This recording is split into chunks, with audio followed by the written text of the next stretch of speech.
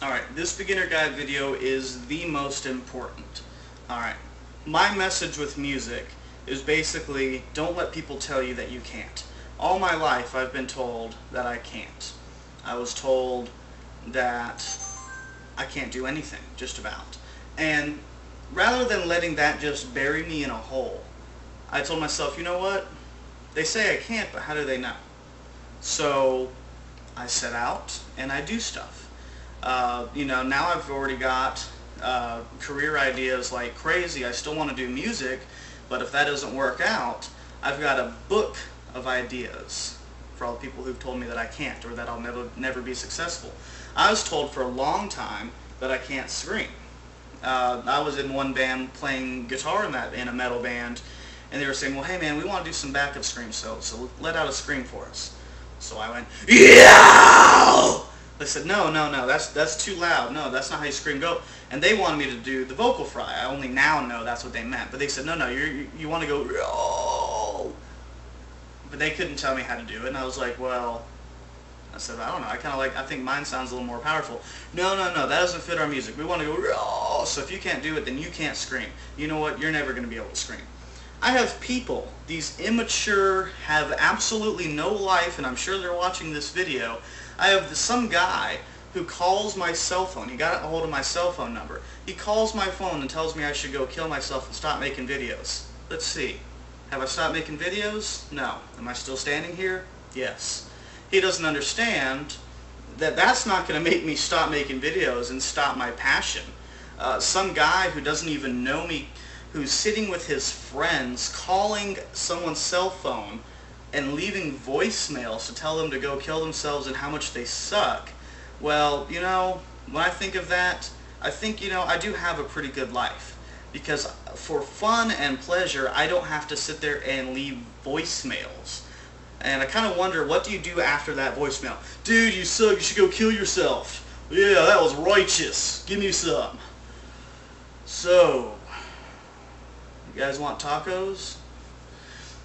But anyway, biggest message I can give you guys is don't let people tell you can't do shit.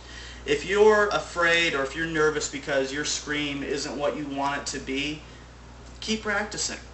When I first started to scream, I told you guys that my scream was horrible. I mean, it was god-awful. I'm talking about even before that, the story about the band and they wanted me to do the vocal fry. Even before that, my scream was awful.